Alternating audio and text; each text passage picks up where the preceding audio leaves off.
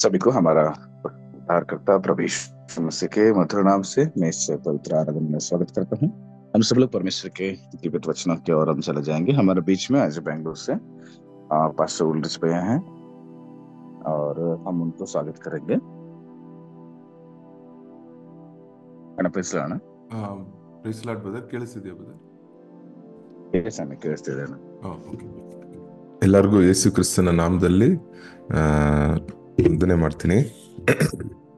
सभी को प्रभु यीशु मसीह के नाम से मैं अभिनंदन करता हूँ. ಈ ದಿನದಲ್ಲಿ ನಾವು ಹೋಗಕ್ ಮುಂಚೆ ಒಂದು ಪ್ರಾರ್ಥನೆ ಮಾಡ್ಬಿಟ್ಟು ಹೋಗೋಣ. आज के दिन में भी हम एक छोटा सा प्रार्थना करके आगे हम बढ़ेंगे. ಪ್ರೀತಿಯ ತಂದೆ, ಈ ದಿನಕ್ಕಾಗಿ ಸ್ತೋತ್ರ ಅಪ್ಪ. ಈ ಹೊಸ ದಿನ ಕೊಟ್ಟಿದ್ದೀರಾ, ಈ ಹೊಸ ಕಾರ್ಯಗಳನ್ನ ಕಲಿಸಲು ಅಪ್ಪ. ನಾವು ನಿಮ್ಮ ಹೊಸ ಜೀವನದಲ್ಲಿ ನಾವು ನಡೆಯಲು ನಿಮ್ಗೆ ಸಹಾಯ ಮಾಡಿ ದೇವರೇ. ಈ ವಾಕ್ಯಗಳು ನೀವು ಆಶೀರ್ವದಿಸಿ ದೇವರೇ. ನಮ್ಮ ನಾಮಕ್ಕೆ ಮಹಿಮೆಗಾಗಿ ದೇವರೇ ನಾವು ಇದನ್ನು ಉಪಯೋಗಿಸಲು ನೀವು ಸಹಾಯ ಮಾಡಿ ಯೇಸು ಕ್ರಿಸ್ತನ ಮೂಲಕ ಕೇಳ್ತೇವೆ, ಆಮೇಲೆ. ಈ ದಿನದಲ್ಲಿ ಚೈನಾ ದೇಶದಲ್ಲಿ ಇದ್ದ ಒಬ್ಬ ಸೇವಕರು ವಾಚ್ಮ್ಯಾನ್ ನೀ ಅವ್ರನ್ನ ಕುರಿತು ನಾವು ಇವತ್ತು ನೋಡ್ತೀವಿ. आज हम चीना देश में रहने वाले एक सेवा करने वाले व्यक्ति के बारे में ध्यान करेंगे. उनके नाम है वाचमैन नी. ಇವರು ಬಹಳ ಸೇವೆನೋ ಅಲ್ಲಿ ಚೈನಾಲ್ ಮಾಡಿದ್ದಾರೆ. ಅವ್ರ ಮೂಲಕ ಅನೇಕ ಸಭೆಗಳನ್ನು ಸ್ಥಾಪಿಸಲ್ಪಟ್ಟಿದೆ. चाइना में बहुत बड़े सेवकाई किए हैं. इनके जरिए बहुत सारे कलीसिया वहां पर स्थापित किया गया है. ಸೊ ಇವಾಗ ತುಂಬಾ ಇದೆ ಕವರ್ ಮಾಡೋದು, ಬಟ್ ನಾನು ಮೈನ್ ಆಗಿ ಬಂದು ಅವ್ರ ಲೈಫ್ ಮೈನ್ ಆಗಿ ಏನೇನ್ ವರ್ಷದಲ್ಲಿ ಏನೇನ್ ನಡೀತು ಅಂತ ಹೇಳ್ಬಿಡ್ತೀನಿ. ಆಮೇಲೆ ಬಂದು ಅವ್ರ ಲೈಫ್ ಅಲ್ಲಿ ನಡೆದ ಕೆಲವು ಘಟನೆಗಳನ್ನ ನಾನು ಬಂದು ಹೈಲೈಟ್ ಮಾಡ್ತೀನಿ. तो बोलने के तो ज्यादा ही है, लेकिन मैं जो जरूरत चीजें हैं वहां उन्हीं चीजों को मैं यहाँ पर प्रस्तुत करूंगा और उसके बाद इनके जीवन के चरित्र पे कुछ बातें हम ध्यान करेंगे. ಸರಿ. ಫಸ್ಟ್ ಏನಂದ್ರೆ ಒಂದು ಒಳ್ಳೆ ಕ್ರಿಸ್ಟಿಯನ್ ಫ್ಯಾಮಿಲಿಯಲ್ಲಿ, ಒಂದು ಪಾಸ್ಟರ್ ಫ್ಯಾಮಿಲಿಯಲ್ಲಿ ಇವರು ಬಂದು ಜನಿಸಿದ್ರು. 1903 ಜನಿಸಿದ್ರು. 1903 में एक मसीह परिवार में उनके पिताजी एक पास्टर थे. उस परिवार में पैदा होते हैं. 1920 17 ವಯಸ್ಸು ಇರ್ಬೇಕಾದ್ರೆ ಅವರು ತಮ್ಮ ಲೈಫ್ ಅನ್ನು ಕಂಪ್ಲೀಟ್ ಆಗಿ ಏಸಪ್ಪ ಕೊಟ್ರು. तो 1920 में जब उनको 17 उम्र था, उसी वक्त में प्रभु यीशु मसीह को अपने जीवन को समर्पण किए. ಸೊ ಅವಾಗ ಏನಾಯ್ತಂದ್ರೆ ಅವ್ರು ಬಂದು ಸೇವೆಗೆ ಬರ್ಬೇಕು ಎಂಬುದಾಗಿ ಅವ್ರಿಗೆ ಒಂದಿದು. ಸೊ ಸೇವೆಯಲ್ಲಿ ಸುಮಾರು 30 ವರ್ಷ ಸೇವೆ ಮಾಡಿದ್ರು ಅವರು. तो उनका एक झील था कि मैं परमेश्वर के सेवकाई में आना चाहिए करके. तो उस वक्त में वो 30 उम्र था, तो वो सेवकाई में आने के लिए जब सोच विचार कर रहे थे. ಸೇವೆಯಲ್ಲಿ ಇರ್ಬೇಕಾದ್ರೆ ಸುಮಾರು ಅನೇಕ ಕಡೆ ಪ್ರಯಾಣ ಮಾಡ್ಕೊಂಡು ಚೈನಾದಲ್ಲಿ ಶಾಂಘೈಯಲ್ಲಿ ಮೈನ್ ಆಗಿ ಒಂದು ಚರ್ಚ್ ನಡೆಸ್ತಾ ಇದ್ರು. ಅದು ಮಾತ್ರ ಅಲ್ಲ, ಅನೇಕ ಸಭೆಗಳನ್ನು ಸ್ಥಾಪಿಸಿದ್ರು. ಸುಮಾರು 400 ಸಭೆಗಳು ಇವ್ರ ಮೂಲಕ ಸ್ಟಾರ್ಟ್ ಆಗಿದೆ ಅಂತ ಹೇಳಿದ್ದಾರೆ. तो शंघाई इनका एक प्रमुख जगह था जहां पर सेवा करने का. और उसके बाद वो उन्होंने सेवा करते करते लगभग 400 कलीसिया वो स्थापना किए.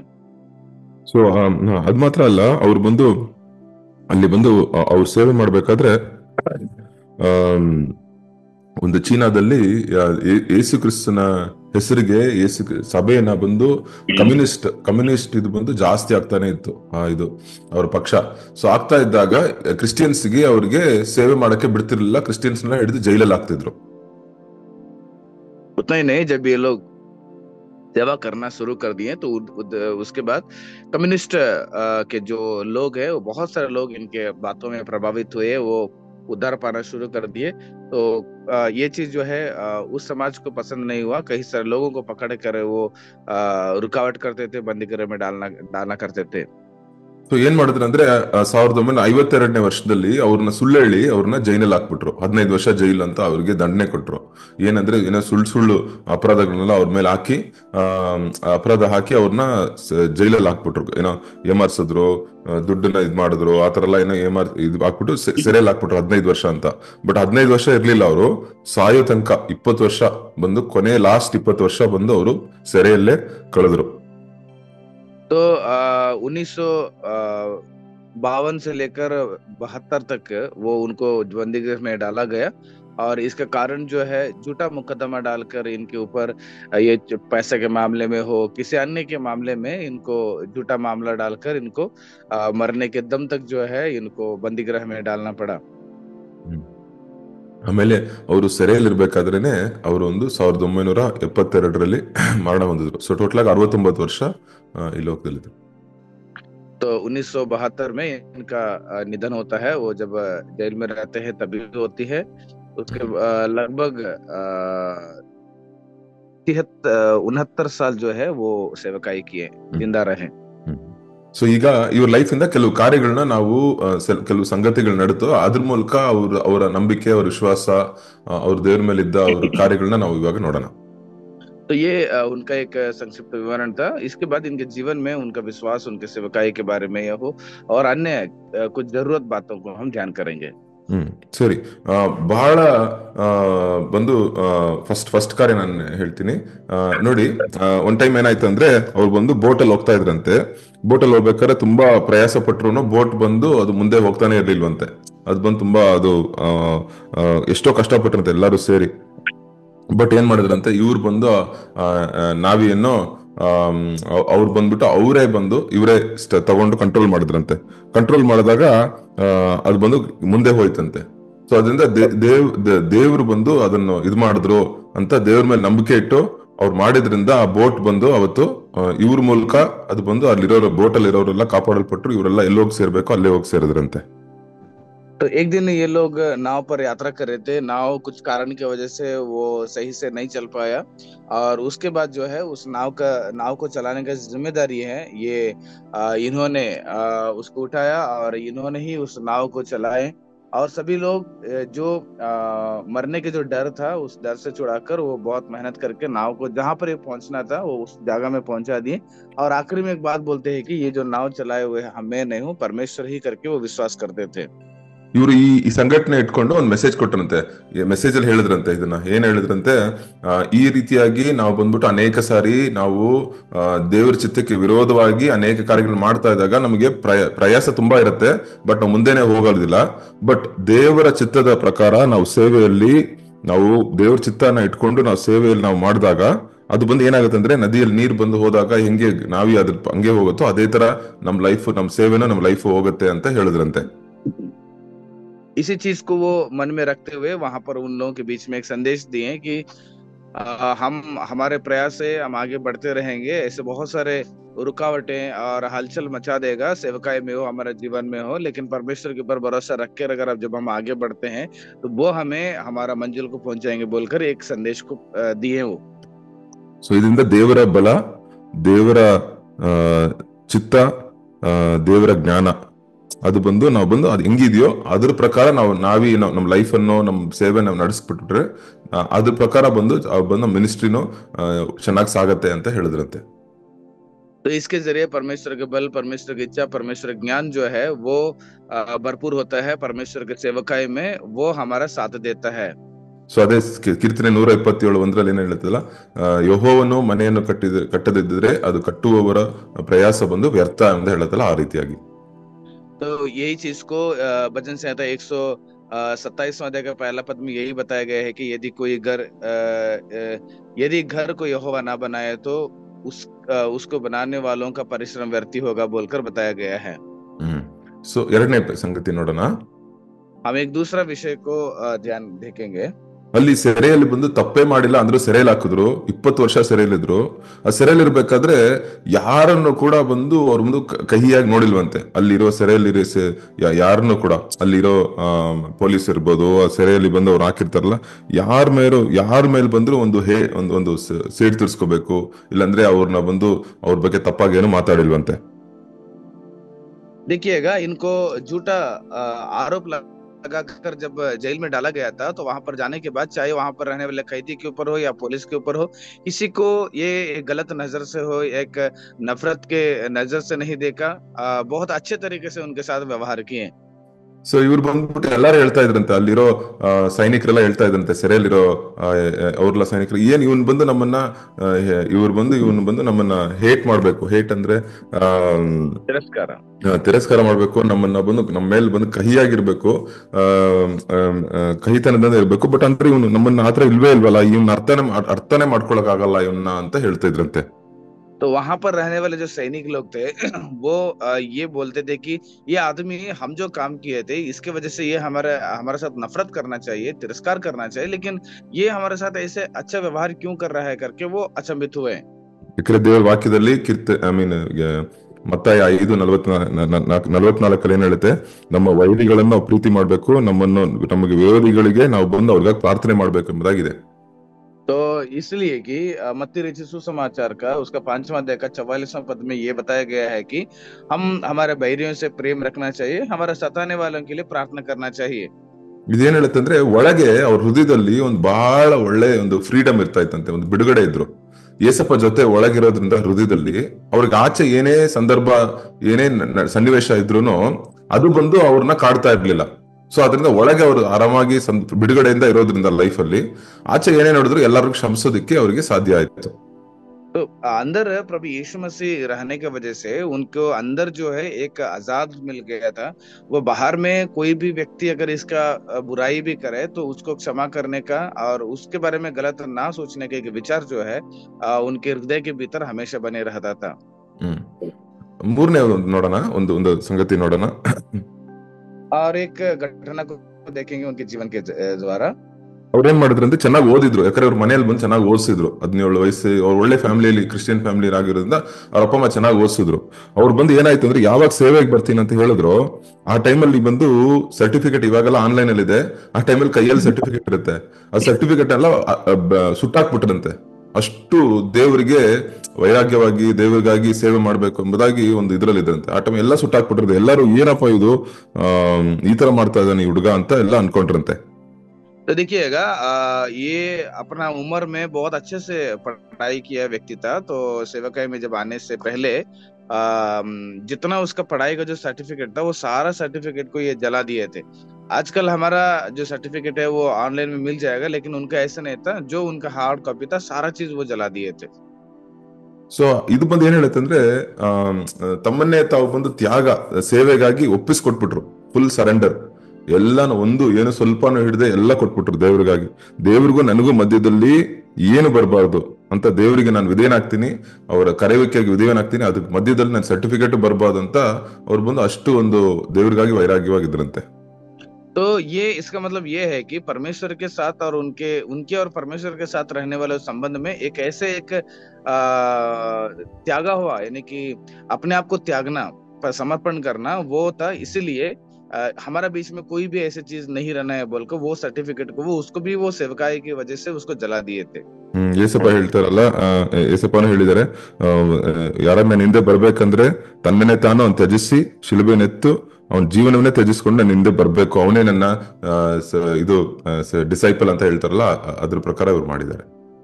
प्रभु यीशु मसीह बताते हैं कि अगर कोई किसी को मेरे पीछे आने का अगर मन है तो अपना क्रूस को उठाकर अपने आप को त्याग कर मेरे पीछे आना चाहिए, वही मेरा चेला बनने के लिए योग्य करके बताते हैं उस ढंग से। ನೆಕ್ಸ್ಟ್ ಬಂದು ಒಂದ್ಸತಿ ಏನಾಯ್ತು ಅಂದ್ರೆ, ಒಂದು ಪ್ರೇಯರ್ ಮೀಟಿಂಗ್ ನಡೀತಾ ಇತ್ತಂತೆ. ಪ್ರೇಯರ್ ಮೀಟಿಂಗ್ ಅಲ್ಲಿ ಪರಿಶುದ್ಧಾತ್ಮನ ಕ್ರಿಯೆನೇ ಇರ್ಲಿಲ್ವಂತೆ. ಒಂಥರ ಎಲ್ಲಾರು ಬಂದು ಹಂಗೆ ಡಲ್ಲ ಕೂತಿದ್ರಂತೆ. ಸೊ ಏನ್ ಮಾಡೋದು, ಇವ್ರೇನು ಎಷ್ಟೇ ಮಾತಾಡಿದ್ರು ಯೂಸ್ ಇಲ್ಲ ಅನ್ಬಿಟ್ಟು ಏನ್ ಮಾಡಿದ್ರಂತೆ, ಹಂಗೆ ಸ್ಟೇಜ್ ಇಂದ ಕೆಳಗೆ ಇಳಿದು ಎಲ್ಲರಿಗೂ ಸ್ವಲ್ಪ ನೀರು, ಕಪ್ಪಲ್ ನೀರ್ ಇಟ್ಕೊಂಡು ಎಲ್ಲಾರ್ಗು ನೀರ್ ಕೊಡ್ತಿರಂತೆ ಒಬ್ಬೊಬ್ಬರಿಗಾಗಿ. तो एक दिन एक और घटना बताना चाहता हूँ। एक दिन एक मीटिंग में चला गए, वहां पर प्रार्थना सभा चल रहा था। तो वहां पर पवित्र आत्मा का एक अगुवाई नहीं रहने की वजह से सब लोग बहुत उदासपन से बैठे हुए थे। और इसको देखकर वो पास्टर जी स्टेज से नीचे उतरकर सभी लोगों को पानी देना शुरू कर दिए। ಅದು ಬಂದು ಏನಾಯ್ತು ಅಂದ್ರೆ, ಅವಾಗ ಅದು ಕೊಡ್ತಾ ಇದ್ದಾಗ ಜನ ಎಲ್ಲ ಅನೇಕ ಜನ ಹತ್ಬಿಟ್ಟು ಪ್ರಾರ್ಥನೆ ಮಾಡ್ಬಿಟ್ಟು ಎಲ್ಲರೂ ಮಾನಸಾಂತರ ಹೊಂದಿದ್ರಂತೆ ಆ ಪ್ರೇಯರ್ ಮೀಟಿಂಗ್ ಅಲ್ಲಿ. तो उसके बाद ये सारा घटना को देखे हुए वहां पर रहने वाले सारे लोग जो है उसको देखे और उसके बाद मन फिराकर रोते रोते प्रार्थना किए वहां पर। ಸೊ ಇದರಿಂದ ಏನ್ ಕಲಿತೀವಿ ಅಂದ್ರೆ, ಕೆಲವು ಟೈಮಲ್ಲಿ ನಾವು ಮಾತಾಡೋ ಮಾತುಗಳು ಮುಖ್ಯ ಅಲ್ಲ, ನಾವು ಮಾಡೋ ಚಿಕ್ಕ ಚಿಕ್ಕ ಕಾರ್ಯಗಳು ಅದು ಬಂದು ಬಹಳ ಮುಖ್ಯ. ಅದು ಬಂದು ದೇವರ ಸೇವಕ ಎಂಬ ಒಂದು ತಾಳ್ಮೆಯ ನಾವು ಮಾಡುವ ಸೂಚಕ ಕಾರ್ಯಗಳು ತುಂಬಾ ಮುಖ್ಯ. ಅದು ಬಂದು ನಾವು ದೊಡ್ಡ ದೊಡ್ಡ ಮಾತುಗಳು ಆಡೋದು ಬಂದು ಮುಖ್ಯ ಅಲ್ಲ. ಅದ್ರ ಮೂಲಕನೇ ದೇವರ ನಾಮ ಮಹಿಮೆ ಆಗತ್ತೆ, ಅದ್ರ ಮೂಲಕನೇ ದೇವರು ಬಂದು ಇದಾಗ್ತಾರೆ ಎಂಬುದಾಗಿ ಅವ್ರು ಹೇಳಿದ್ರಂತೆ. इसका मतलब ये है कि कभी कभी क्या होता है, हम केवल बोलने से नहीं बल्कि हमारा कार्यों से बहुत ही हमारा काम बहुत जरूरत पड़ता है. हम बड़े बड़े बात बोलने से भी ये बहुत ही जरूरत बात है. ಸೊ ಅದೇ ಏನ್ ಹೇಳ್ತಾರಂದ್ರೆ, ಮತ್ತೆ ಮಾರ್ಕನ್ ಬರೆದ ಸುವಾರ್ತೆ 10:43 ನಾವು ನೋಡ್ತೀವಲ್ಲ, ಯಾರಾದ್ರೂ ಒಬ್ರು ಗ್ರೇಟ್ ಆಗ್ಬೇಕಂದ್ರೆ ಅವನು ಎಲ್ಲರ ಸೇವಕನಾಗಬೇಕು, ಅವಾಗ್ಲೇ ಬಂದು ದೇವರ ರಾಜ್ಯದಲ್ಲಿ ಗ್ರೇಟ್ ಆಗ್ಬೋದು ಅಂತ ದೇವರು ಹೇಳಿದ್ದಾರೆ, ಯೇಸು ಕ್ರಿಸ್ತನ್ ಹೇಳಿದ್ದಾರೆ. इसलिए मार्कुस रचित सुसमाचार 10वां अध्याय का 43वां पद में बताया गया है कि अगर किसी को गुरु बनना है तो सबसे पहला उसका चेला बनना चाहिए बोलकर.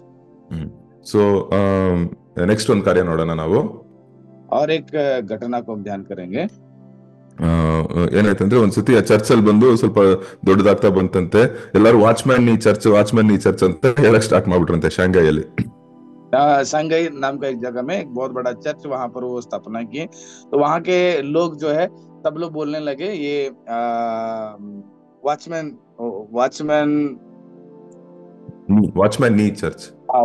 नी चर्च करके सब लोग बोलने लगे. ಸೊ ಅವ್ರಿಗೆ ಏನಾಯ್ತಂದ್ರೆ ಇದು ತುಂಬಾ ಬೇಜಾರಾಗುತ್ತೆ, ಇದು ಯೇಸು ಕ್ರಿಸ್ತನ ಸಭೆ ನನ್ನ ಹೆಸರಿಟ್ಟು ಕರೀತಾ ಇದಾರಲ್ಲ ಅಂತ ಅನ್ಬಿಟ್ಟು ಅವರು ಇಳಿದ್ಬಿಟ್ರಂತೆ. ಪಾಸ್ಟರ್ ಆಗಿರಲ್ಲ ನಾನು ಅಂತ ಇಳಿದ್ಬಿಟ್ರಂತೆ ಅದರಿಂದ, ಚರ್ಚಿನ ಪಾಸ್ಟರ್ ಇದರಿಂದ. तो एक ऐसे बोलते समय में पास्टर जी क्या कर दिए, स्टेज से उतर गए. ये जो है वॉचमैन नी का कलीसिया नहीं है, यीशु मसीह कलीसिया न करके वो उदास होकर उतर गए चर्च से. ಅವ್ರು ಹೇಳಿದ್ರಂದ್ರೆ ದೇವರ ನಾಮ ಯೇಸು ಕ್ರಿಸ್ತನ ಮಹಿಮೆನೆ ಬಂದು ನಮ್ ಸಭೆಗೆ ಮುಖ್ಯ, ನನ್ನ ಪರ್ಸನಲ್ ಹೆಸರು, ನನ್ನ ಪರ್ಸನಲ್ ಇದೆಲ್ಲ ಬಂದ್ಬಿಟ್ಟು ನನ್ನ ಮಹಿಮೆ ಬಂದು ಇದು ಚರ್ಚ್ಗೆ ಅದಕ್ಕೂ ಸೇರ್ಬಾರ್ದು ಅಂತ ಹೇಳಿದ್ರಂತೆ. तो उन्होंने बता दिया कि ये प्रभु यीशु मसीह की महिमा के लिए है, यहाँ पर मेरा व्यक्तिगत नाम हो, व्यक्तिगत काम हो, यहाँ पर प्रशंसा नहीं किया जाएगा बोल के. ಯೋಹಾನ 3:35 ನಾವು ನೋಡ್ತೀವಲ್ಲ, ಯೇಸು ಕ್ರಿಸ್ತನ ಯೋಹಾನ್ ಸ್ನಾನಕನ ಹೇಳ್ತಾನೆ, ಯೇಸು ಕ್ರಿಸ್ತನ ಹೆಚ್ಚಬೇಕು, ನಾನ್ ಬಂದು ಕಮ್ಮಿ ಆಗ್ಬೇಕಂತ ಹೇಳ್ತಾರಲ್ಲ. यूहन्ना रचित सुसमाचार की 3रा अध्याय का 30वां पद में यूहन्ना बताता है कि वो बड़े में घटूं. ಈ ದಿನಗಳಲ್ಲಿ ಅನೇಕರು ಬಂದು ಸಭೆಗಳಲ್ಲಿ ಪಾಸ್ಟರ್ಗಳ ಹೆಸರಲ್ಲಿ ಸಭೆನ ಸ್ಟಾರ್ಟ್ ಮಾಡ್ಬಿಡ್ತಾರೆ. ಪಾಸ್ಟರ್ಗಳ ಹೆಸರೇ ಬಂದು ಸಭೆ ಹೆಸರೇ ಗೊತ್ತಾಗಲ್ಲ, ಪಾಸ್ಟರ್ ಹೆಸರೇ ಬಂದು ತುಂಬಾ ಪ್ರಾಮಾಣಿಕ ಆಗ್ಬಿಡುತ್ತೆ. ಸೊ ಅದರಿಂದ ಇದೆಲ್ಲ ಬಂದು ನಾವು ಕೇರ್ಫುಲ್ ಆಗಿರ್ಬೇಕು ದೇವ್ರ ಸೇವಕರಾಗಿರೋರು. आजकल दिनों में आप देखते होंगे कि पास्टर के नाम से ही वो चर्च का नाम रखा जाता है और सेवकाई का नाम रखा जाता है, वहां पर परमेश्वर का नाम जोड़ के. ಸೊ ಇನ್ನೊಂದು ಕಾರ್ಯ ನೋಡೋಣ. ಅವ್ರು ಬಂದು ಯಾವುದೇ ಒಂದು ನಿರ್ಧಾರ ತಗೊಂಡ್ರು ಅದ್ರ ಮುಂಚೆ ಬಹಳ ಫಾಸ್ಟಿಂಗ್ ಇದ್ದು ಪ್ರೇಯರ್ ಮಾಡ್ಬಿಟ್ಟು ಡಿಸಿಷನ್ ತಗೊಳ್ತಾ ಇದ್ರಂತೆ. और एक घटना को हम ध्यान करेंगे, वो जब भी निर्णय लेते थे वो उपवास रखकर प्रार्थना करके उसके बाद हर प्रकार का निर्णय लिया करते थे. ಏನಾಯ್ತಂದ್ರೆ ಒಂದ್ಸತಿ ಚರ್ಚಲ್ಲಿ ಬಂದ್ಬಿಟ್ಟು ಬಿಲಿವರ್ಸ್ ಒಳಗೆ ಜಗಳ ಆಯ್ತಂತೆ. ಜಗಳ ಆದಾಗ ಇವ್ರೇನ್ ಮಾಡಿದ್ರಂತೆ, ಬಹಳ ಫಾಸ್ಟಿಂಗ್ ಇದ್ಬಿಟ್ಟು ಕೆಲವು ದಿನ ಹೋಗ್ಬಿಟ್ರಂತೆ, ಒಬ್ರೆ ಹೋಗ್ಬಿಟ್ಟು ಫಾಸ್ಟಿಂಗ್ ಇದ್ಬಿಟ್ಟು ವಾಪಸ್ ಬಂದ್ರಂತೆ. तो एक बार ऐसे हुआ कि चर्च के अंदर रहने वाले सारे विश्वासी लोग जो है आपस में वाद विवाद झगड़ा हुआ. तो पास्टर जी अकेले में चला गए, सब कुछ छोड़ के वहां पर खूब वो उपवास रखकर प्रार्थना किया करते. ವಾಪಸ್ ಫಾಸ್ಟಿಂಗ್ ಇಂದ ವಾಪಸ್ ಬಂದ್ಮೇಲೆ ಪಾಸ್ಟರ್ ಏನ್ ಮಾಡಿದ್ರಂತೆ, ಇವರು ವಾಚ್ಮನ್ ಅವರು ಏನ್ ಮಾಡಿದ್ರಂತೆ, ಬಂದ್ಬಿಟ್ಟು ಅವರು ಬಂದು ಕ್ಷಮಾಪಣೆ ಕೇಳಿದ್ರಂತೆ. ಅವ್ರದೇ ತಪ್ಪಿರ್ಲಿಲ್ವಂತೆ, ಬಟ್ ಅಂದ್ರೂ ಕ್ಷಮಾಪಣೆ ಕೇಳಿದ್ರಂತೆ. तो पास्टर जी जाकर उपवास प्रार्थना करके उधर से लौट के आके उन सबके बीच में खड़े होकर वो अपने आप को खुद माफी मांगने लगे, लेकिन उधर उनका कोई गलती नहीं था. ಸೊ ಅದ್ ಬಂದು ಮಾಡಿದ ತಕ್ಷಣ ಎಲ್ಲರಿಗೂ ಒಂಥರ ಆಗ್ಬಿಡ್ತಂತೆ, ಸರ್ ಇವ್ರು ತಪ್ಪೇ ಮಾಡಿಲ್ಲ ಅಂದ್ರೂ ಇದಲ್ಲ ಅಂತ ಬಂದು ಆಮೇಲೆ ಎಲ್ಲರೂ ಬಂದು ಅಲ್ಲಿ ಒಗ್ಗಟ್ಟಂತೆ ಚರ್ಚ್ ಅಲ್ಲಿ. तो सब लोग यही सोचने लगे कि पास्टर जी कोई गलती नहीं किए थे, लेकिन वो खुद क्यों माफी मांग रहे हैं. तो सब लोग इसको जानकर सब लोग एक फिर नए मन विचार को लेकर आगे बढ़ने लगे. ಸೊ ಮತ್ತಾಯ 5:9 ನೋಡ್ತಿರಲ್ಲ, ಸಮಾಧಾನ ಮಾಡುವವರು ಧನ್ಯರು, ದೇವರ ಮಕ್ಕಳನ್ನು ಎನಿಸಿಕೊಳ್ಳುತ್ತಾರೆ ಅಂತ ಹೇಳ್ತೀವಲ್ಲ, ಅದೇ ಪ್ರಕಾರ. तो मत्ती रचित सुसमाचार का 5वां अध्याय का 9 पद में जिक्र किया गया ना, शांति पाने वाले धन्य लोग हैं बोलकर. ಸೊ ಅದರಿಂದ ನೋಡಿ, ಎಷ್ಟು ನಾವು ಉಪವಾಸ ಇದ್ದು ನಿರ್ಧಾರಗಳನ್ನ ತೆಗಿಬೇಕಾದ್ರೆ ಅದರಿಂದ ಎಷ್ಟು ಫಲಗಳು ನೋಡಿ, ಅದರಿಂದ ಎಷ್ಟು ಒಂದು ಸಮಾಧಾನ ಬರುತ್ತೆ ನೋಡಿ. ನಾವೇ ನಮ್ಮ ಜ್ಞಾನದಲ್ಲಿ ಆ ಡಿಸಿಷನ್ ತಗೊಂಡ್ರೆ ಈ ತರ ಎಲ್ಲ ಆಗ್ತಾನೆ ಇರ್ಲಿಲ್ಲ. ತಾಳ್ಮೆಯ ಮೂಲಕ, ಸಿಲುಬೆಯ ಮೂಲಕ ನಾವು ನಿರ್ಧಾರಗಳನ್ನ ತೆಗಿಬೇಕಾದ್ರೆ ನಮ್ ಕಷ್ಟ ಆದ್ರೂ ಪರವಾಗಿಲ್ಲ, ದೇವ್ರ ನಾಮ ಮಹಿಮೆ ಆಗುತ್ತೆ, ಅಲ್ಲೊಂದು ಒಗ್ಗಟ್ಟು ಸಮಾಧಾನ ಕಾಣಲ್ಪಡುತ್ತೆ. देखिएगा, जब ऐसे प्रकार का नम्रता जब रहता है और उपवास होकर जब प्रार्थना किया रहता है, तो वहां पर परमेश्वर का प्रसन्नता से भरकर सारा काम जो है वो सही बन जाता है. ಕೊನೆಯದಾಗಿ ಒಂದು ಕಾರ್ಯ, ಅವರು ಸೆರೆಯಲ್ಲೇ ಇದ್ದು ಅವರೊಂದು ಸತ್ತೋದ್ರಂತೆ. ಅಲ್ಲಿ ಅವ್ರು ಸತ್ತ ಮೇಲೆ ಅಲ್ಲಿ ಒಂದು ಚಿಕ್ಕ ಒಂದು ಚೀಟಿ ಇತ್ತಂತೆ. ಆ ಚೀಟಿಯಲ್ಲಿ ಒಂದು ಬರ್ದಿದ್ರಂತೆ ಏನೋ ಒಂದು, ಅದನ್ನ ಹೋಗಿ ಓದ್ ನೋಡಿದ್ರೆ ಅದು ಬಂದು ಈ ಕಾರ್ಯ ಬರ್ದಿದ್ರಂತೆ. आखिरी में एक बात बताना चाहता हूँ, वो जब जेल में थे तो उसी वक्त में उनका निधन हो गया. तो निधन होने के बाद वहां पर वो एक अपने हाथों से एक चिट्ठी लिख के रखे थे, तो उस चिट्ठी में यही चीज था वहां पर. ಯೇಸು ಕ್ರಿಸ್ತನೇ ದೇವರ ಮಗ, ಅವರು ಬಂದು ನಮ್ಮ ಪಾಪಕ್ಕಾಗಿ ನಮ್ಮನ್ನ ಕಾಪಾಡಿ ಪುನರುತ್ಥಾನಗೊಂಡ್ರು 3 ದಿನ ಆದ್ಮೇಲೆ. ಇದೇ ಲೋಕದಲ್ಲಿ ಬಹಳ ದೊಡ್ಡ ಸತ್ಯ, ಎಲ್ಲದಕ್ಕಿಂತ ದೊಡ್ಡ ಸತ್ಯ. ಈ ಸತ್ಯಕ್ಕಾಗಿ, ಈ ನಂಬಿಕೆಗಾಗಿ ನಾನು ಈ ಸೆರೆಯಲ್ಲೇ ನಾನು ಸಾಯ್ತಾ ಇದ್ದೀನಿ ಅಂತ ಹೇಳಿದ್ರಂತೆ. तो यहाँ पर देखिएगा, वो ऐसे लिखे थे कि प्रभु यीशु मसीह वो सच्चा परमेश्वर है, वो सारे मनुष्यों के पापों को छुड़ाने के लिए वो मरे और 3 दिन के बाद जी उठे. दुनिया में सबसे सत्य बात ये है, और इस सच्चाई के लिए मैं अपने आप को बलिदान किया करके वो लिखे थे. ಸೊ ನೋಡಿ, ಇದರಿಂದ ಎಷ್ಟು ಒಂದು ನಮ್ಗೆ ಒಂದು ಸವಾಲು, ಇವರ ಲೈಫ್ ಬಂದು ನಮ್ಗೆ ಒಂದು ಸವಾಲು. ಇವರು ಅನೇಕ ಪುಸ್ತಕಗಳನ್ನ ಬರೆದಿದ್ದಾರೆ, ಅದು ಹಿಂದಿ ಭಾಷೆಯಲ್ಲೂ ಇರುತ್ತೆ. ನೀವು ಆದ್ರೆ ಈ ಪುಸ್ತಕಗಳನ್ನೆಲ್ಲ ಓದಿ. तो ये बातें जो है बहुत सारे अन्य भाषा में भी, मतलब हिंदी भाषा में भी इनकी किताबें हैं, तो पढ़ेंगे तो आप इनके बारे में जान सकते हो. ಒಂದು 2 ಪುಸ್ತಕ ತುಂಬಾ famous. Normal Christian life, the spiritual man ಅಂತ 2 ಪುಸ್ತಕ ಇದೆ, ತುಂಬಾ ಫೇಮಸ್, ಸೆರೆಯಲ್ಲಿದ್ದಾಗ ಬರ್ದಿದ್ದು. तो नॉर्मल क्रिश्चियन लाइफ और स्पिरिचुअल मैन करके एक किताब है, वो बहुत ही फेमस किताब है इनका. वो ನೀವು ಆನ್ಲೈನ್ ಅಲ್ಲಿ ಇರುತ್ತೆ, ನೀವು ಓದಿ ನೋಡಿ. ये ऑनलाइन में भी रहता है, आप उसको डाउनलोड करके पढ़ लीजिएगा. ಸೊ ಏನೆಲ್ಲ ನೋಡ್ತೀವಿ, ದೇವರ ಮೇಲೆ, ದೇವರ ಜ್ಞಾನ, ದೇವರ ಬಲದಲ್ಲಿ ನಾವು ನಂಬಿದ್ದಾಗ ಆ ನಾವಿ ಬಂದು ಹೆಂಗೆ ಚೆನ್ನಾಗಿ ಮುಂದೆ ಸಾಗ್ತೋ ಅದೇ ರೀತಿಯಾಗಿ ನಮ್ಮ ಲೈಫು, ನಮ್ಮ ಸೇವೆ ಎಲ್ಲ ಸಾಗತ್ತೆ. परमेश्वर के बल, परमेश्वर के ज्ञान पर जब हम लोग आधारित होकर आगे बढ़ते हैं, तो हमारा सेवकाई जो है बहुत आगे चलता है. ಎರಡನೇದು, ನಮಗೆ ಎಷ್ಟೇ ಆಷ್ಟೆ ಬಂದು ಕಷ್ಟ ಇದ್ರು, ಎಷ್ಟೇ ಜನ ನಮಗೆ ವಿರೋಧವಾಗಿದ್ರು, ನಮಗೆ ಕ್ಷಮಿಸುವ ಮನೋಭಾವ ಯಾವಾಗ ಬರುತ್ತಂದ್ರೆ, ಒಳಗೆ ನಮ್ಮಲ್ಲಿ ಒಂದು ಬಿಡುಗಡೆ ಇದ್ರೆ, ನಮ್ಮ ಹೃದಯದಲ್ಲಿ ಒಂದು ಬಿಡುಗಡೆ, ಏಸಪ್ಪ ಇದ್ದಾರೆ ನನ್ನ ಜೊತೆ, ನನ್ನಲ್ಲಿ ಜೀವಿಸ್ತಾ ಇದ್ದಾರೆ ಅಂತ ಒಂದು ನಂಬಿಕೆ ಇದ್ರೆ, ಆ ಬಿಡುಗಡೆ ಇದ್ರೆ ನಾವು ಆಚೆ ಆಟೋಮೆಟಿಕ್ ಆಗಿ ಕ್ಷಮಿಸ್ತೀವಿ. तो हमारे जीवन में हमारा कितना भी परेशानी हो, कितना भी दिक्कत हो, कितना भी अपमान हो, उन सारे लोगों को अगर क्षमा करते हैं, तभी करते हैं जब हमारा अंदर प्रभु यीशु मसीह होकर हमारा मन हमेशा वो आजाद बन जाता है. तभी ನಮಗೆ ದೇವರಿಗೆ ಅರ್ಪಣೆ ಮಾಡಿ ನಾವು ಸಮರ್ಪಣೆ ಮಾಡಿದಾಗ ಏನು ಕೂಡ ಮಾಡಕ್ ನಾವು ರೆಡಿ ಇರ್ತೀವಿ. ಇವ್ರ ತರ ನಾವು ಸರ್ಟಿಫಿಕೇಟ್ ಸುಟ್ಟಾಕ್ಬೇಕಂತ ಹೇಳ್ತಾ ಇಲ್ಲ, ಬಟ್ ಏನು ಮಾಡಕ್ಕೂ ನಾವು ತಯಾರಾಗಿರ್ತೀವಿ. ಯೇಸು ಕ್ರಿಸ್ತನೇ ನಮ್ಮ ಜೀವವಾಗಿದ್ದಾರೆ. ಲೋಕದ ಕಾರ್ಯಗಳೆಲ್ಲ ಬಂದು ನಮಗೆ ಲಾಭ ಅಲ್ಲ, ಯೇಸು ಕ್ರಿಸ್ತನೇ ನಮಗೆ ಲಾಭ.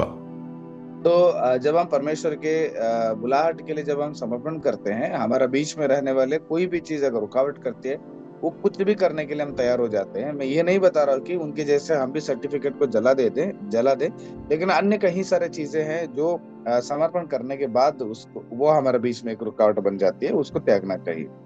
ಕೆಲವು ಟೈಮಲ್ಲಿ ನಮ್ ದೊಡ್ಡ ದೊಡ್ಡ ಮಾತುಗಳ ಮೂಲಕ ಸೇವೆ ಮುಂದುವರಿಯಲ್ಲ. ನಾವು ಮಾಡುವ ಚಿಕ್ಕ ಚಿಕ್ಕ ತಾಳ್ಮೆಯಿಂದ ಮಾಡುವ, ತಗ್ಗಿಸಿಕೊಂಡು ಮಾಡುವ ಕಾರ್ಯಗಳು ಆ ನೀರ್ ಕೊಟ್ಟಿದ್ ಬಂದು ಹೇಗೆ ಒಂದು ಮಾರ್ಪಣೆಯನ್ನು ತಂತು ಆ ಪ್ರೇಯರ್ ಮೀಟಿಂಗ್ ಅಲ್ಲಿ. ಆ ರೀತಿಯಾಗಿ ದೇವರ ಆತ್ಮವು ನಾವು ಮಾಡುವ ಕ್ರಿಯೆಗಳ ಮೂಲಕ ದೇವರ ಆತ್ಮ ಅವ್ರು ಬಂದು ಕೆಲಸ ಮಾಡ್ತಾರೆ. तो देखिएगा, कभी कभी बड़े बड़े बात नहीं है, बल्कि छोटे छोटे नम्र होकर जब कार्य करते हैं, उन कार्यों के द्वारा भी परमेश्वर कार्य करते हैं. जैसे कि यहाँ पर उन्होंने उतर कर लोगों को पानी बांटे थे, उसके जैसे ನಮ್ಮ ನಾಮ ಮಹಿಮೆಗಲ್ಲ, ಯೇಸು ಕ್ರಿಸ್ತನ ನಾಮ ಉನ್ನತ ಪಡಬೇಕು. ನಮ್ಮ ಹೆಸರು ಎಲ್ಲಿ ಬಂದಿಲ್ಲ ಅಂದ್ರೂ ಪರವಾಗಿಲ್ಲ ಅಂತ ಇದ್ದ ಈ ಮನುಷ್ಯ ಸಭೆ ಕೂಡ ವಾಚ್ಮನ್ ಸಭೆ ಅಂತ ಬಂದ್ಬಿಡ್ಬಾರ್ದು ಅನ್ನೋದಕ್ಕಾಗಿ ಪಾಸ್ಟರ್ ಕೆಲಸದಿಂದೇ ಸ್ವಲ್ಪ ದಿನ ಇಳಿದ್ಬಿಟ್ಟಿದ್ರಂತೆ. तो हमारा नाम नहीं है, बल्कि परमेश्वर का नाम महिमा होना चाहिए. यहाँ पर वॉचमैन नी का कलीसिया ये बोलते सुनते ही वो कुछ दिन के लिए वो अपना सेवा करना छोड़ के उतर गए थे चर्च से. ಆಮೇಲೆ ನಿರ್ಧಾರಗಳು ತೆಗೆಯೋದು, ಡಿಸಿಷನ್ಸ್ ತಗೋಬೇಕಾದ್ರೆ ಅಧಿಕವಾಗಿ ಫಾಸ್ಟಿಂಗ್ ಇರೋದು, ಕ್ಷಮಾಪಣೆ, ನಾವು ತಪ್ಪು ಮಾಡಿಲ್ಲ ಅಂದ್ರೆ ಕ್ಷಮಾಪಣೆ ಕೇಳೋದು, ಇದೆಲ್ಲ ದೇವರು ಕೊಡೋ ಬಲ, ಯೇಸು ಕ್ರಿಸ್ತನ ಕೊಡೋ ಬಲ, ಯೇಸು ಕ್ರಿಸ್ತನ ಜ್ಞಾನ, ಅದರ ಶಿಲುಬೆಯ ದಾರಿ, ಸೊ ಆ ಶಿಲುಬೆಯ ದಾರಿಯಲ್ಲಿ ದೇವ್ರು ನಮಗೂ ನಡೆಸೋದಕ್ಕೆ ಸಹಾಯ ಮಾಡ್ತಾರೆ. और आखिर में जब भी हम निर्णय लेते हैं उपवास रहकर प्रार्थना के द्वारा, जब हम हमारा गलती नहीं रहने के बाद भी अगर हम लोग क्षमा मांगते हैं तो ये परमेश्वर का कार्य वहां पर मजबूत बनता है. ಕೊನೆಯದಾಗಿ ನಾವು ಸೆರೆಯಲ್ಲೇ ಸತ್ರು ಕೂಡ, ಏನೇ ನಮಗೆ ಫೇಲಿಯರ್ ಅಂತ ಲೋಕದ ಪ್ರಕಾರ ಫೇಲಿಯರ್ ಅನ್ಸಿದ್ರು, ಯೇಸು ಕ್ರಿಸ್ತನು ಜಯ ಹೊಂದಿದ್ದಾರೆ. ಯೇಸು ಕ್ರಿಸ್ತನೇ ಜಯಶಾಲಿ. ಅವ್ರು ಬಂದು ಪಾಪದಿಂದ ನಮ್ಗೆ ಜಯವನ್ನು ಕೊಟ್ಟಿದ್ದಾರೆ. ಇದೇ ಗ್ರೇಟೆಸ್ಟ್ ಸತ್ಯ. तो आखिर में बात यह है कि हम कहीं पर भी रहें, वो जेल में रहने के बाद भी यही समझे थे कि यही एक सच्चाई है, हमारे पापों के खातिर उसने मरा और जी उठा और हमें पापों से आजाद किया है बोल के ಪ್ರಾರ್ಥನೆ ಮಾಡೋಣ. प्रार्थना करेंगे. ಟ್ರಾನ್ಸ್ಲೇಟ್ ಮಾಡ್ತೀರಾ? हाँ. ಪ್ರೀತಿಯ ತಂದೆಯೇ, ಬೆಳಗಿನ ಸಮಯಕ್ಕಾಗಿ ಸ್ತೋತ್ರ. प्यारे पिता, इस सुबह समय के लिए आपको स्तुति करते हैं. ನಮ್ಗೆ ಇವ್ರ ವಾಚ್ಮನ್ ಸಹೋದರರ ಜೀವನದ ಮೂಲಕ ಅನೇಕ ಕಾರ್ಯಗಳನ್ನು ಕಲಿಸ್ಕೊಟ್ಟಿದ್ದಕ್ಕಾಗಿ ಸ್ತೋತ್ರ.